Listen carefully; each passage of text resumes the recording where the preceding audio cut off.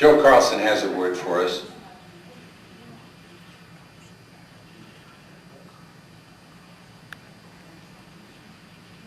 Okay. Yes, sir. I know you're all ready to get out of here, but I've got to take a couple seconds. Heard some stories tonight about health conditions and so on and so forth, and I share in your blessings because my health problem started a long, long, long time ago. I was less than 5 foot tall when I graduated from high school. I worked on a farm and I had severe asthma, and many, many, many a night my grandfather, who was a doctor and lived a mile and a half away, would be called to the house, and I can remember him telling my mom and dad, "I hope I can get him through the night." I feel real blessed to have lasted this long, and I plan on lasting a lot longer.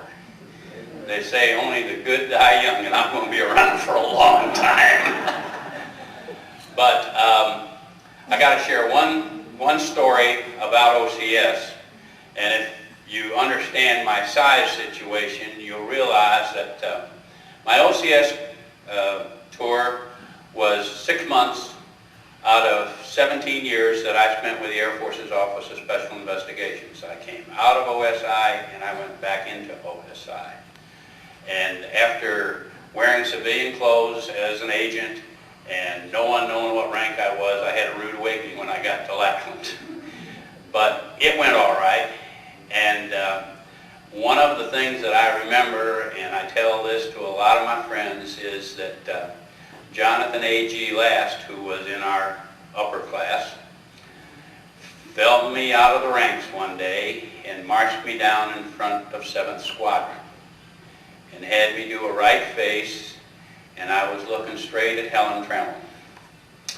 And if you can visualize the disparity in size, you will understand the humor in this. But Johnny Last said, "Mr. Carlson, would you like to investigate Miss Trammell?" And I said, "No, sir."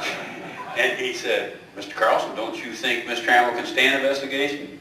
"Sir, I do not know the answer to the question." At which point the wing broke up, and that's probably one of the earliest things that I ever got to be known as the bubbler, because I had to laugh my way through OCS. That's what helped me get through it.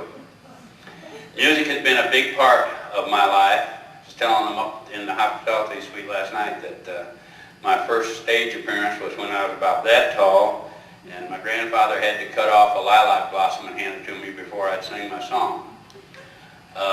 But I'm going to take a second and sing a song that I will absolutely guarantee that none of you have ever heard.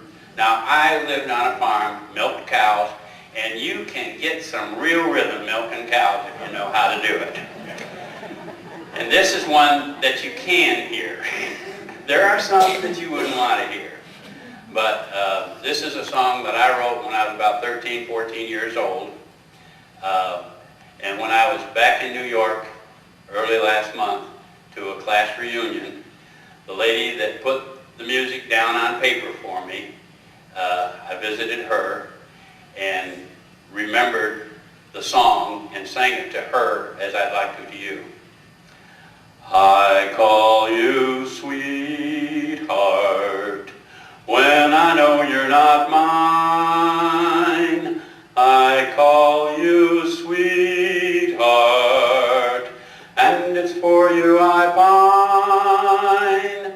I know I lost you to another fellow a couple of nights ago, but just how much I really love you, you will never know, and maybe someday it will all work out right, and you'll come back to me, and I'll hold you tight, and we won't let the world come between us and try to take us apart. I hope it works that way, because I call you sweetheart.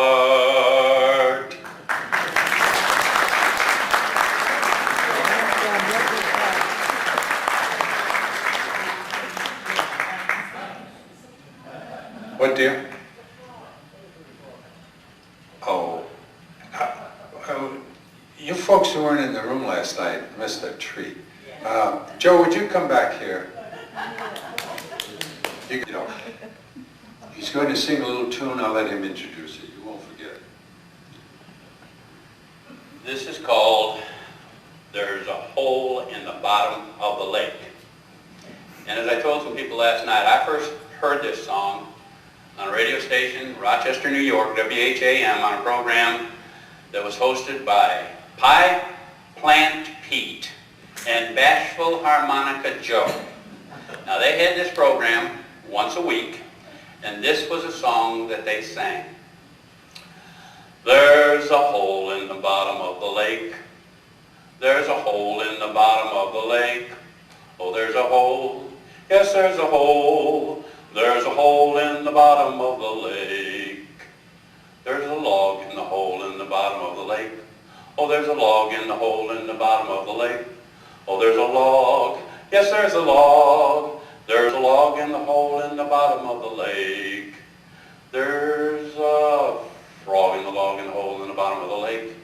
There's a frog in the hole in the log in the bottom of the lake. Oh, there's a frog. Yes, there's a frog. There's a frog in the hole in the log in the bottom of the lake. There's a hare in the frog in the hole in the log in the bottom of the lake. Oh, there's a hare in the frog in the hole in the log in the bottom of the lake. Oh, there's a hare. Yes, there's a hare. There's a hare in the frog in the hole in the log in the bottom of the lake. Now there's a flea on a hare on the frog in the hole in the log in the bottom of the lake. There's a flea and a hare and a frog and a hole in the log in the bottom of the lake. Oh, there's a flea. Oh, there's a flea. There's a flea and a hare and a frog and a hole in the log in the bottom of the lake. Oh, there's a wing on a flea and a hare and a frog and a hole in the log in the bottom of the lake. Oh, there's a wing on a flea and a hare and a frog and a hole in the log in the bottom of the lake. Oh, there's a wing. Yes, there's a wing. There's a wing on the flea, on the hare, on the frog, in the hole, in the log, in the bottom of the lake. Back showers will come and give us a prayer to finish this beautiful evening. Then we'll have two patriotic songs. America the Beautiful will bring Joe back. And then Ed and June will lead us in God Bless America. There you go. Bill, I have an answer for you. The miracle has been discovered. My grandson went through basic training about 2 years ago, went to the chapel, he really enjoyed it, but you're of the wrong denomination. He went to the Protestant part. But another, if you don't mind me saying this just before we have a prayer, this grandson, he decided he wanted to get married a year ago. And he's stationed at McGuire Air Force Base now.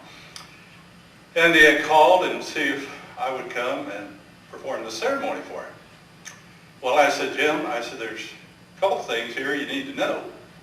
One is usually the bride is the one that is, decides on when, where, and how. The ceremony for all of my other cousins and my daughters also. And he said, we want you. I said, okay. Then he said, well, I want you to be in uniform. Because I want to get married in uniform in the chapel at McGuire. I said, well, okay, I'll do that. But I discovered one little fallacy. When you get the uniform out of the closet, somehow, after 30 some odd years, that dude shrinks. So I did. I went over to Edwards Air Force Base and got the uniform. Well, I discovered while I was buying the uniform that now the field grade can wear all that junk on the brim of the hat. So I decided, well, I'll get that. Never had one before with all that good chicken stuff on it. And so when we got to McGuire, my grandson said, I want to see your uniform, with the ribbons and all that junk on it. And I said, okay, I got it out. I said, by the way, I bought a hat to go with the uniform because I've never had this kind of hat before, this field grade hat. And he looked at me, he says, well, let me see the hat. So I showed him the hat. He was really impressed with it, And then he said, but Granddaddy, you can't wear the hat. You'll be out of uniform. Because of being married in chapel and what have you, they say I guess nowadays it's, even, you know, for mess dress type thing, you don't wear a hat. You know, nowadays with the Class A, or, yeah, Class A uniform now, or mess dress uniform they call it, which is what we call the Class A's. Well, when he told me that, I just thought, okay, I'm gonna carry this guy along, get real good. So about a half hour, I said, but I bought this hat, and I want to wear this hat. So finally he said, well, Granddaddy, if you want to, you can wear the hat. I said, okay, good, you know, just for kicks.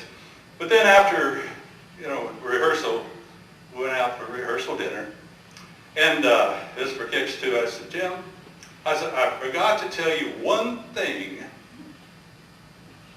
at the rehearsal that you need to do.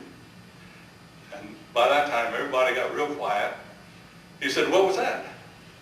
I said, well, since I'm going to be in uniform, you're going to be in uniform. Said, when we present the bride to you, and you start to come up the steps, so you got to stop, and you've got to report in. I said, sir, wedding party's present, all accounted for, sir.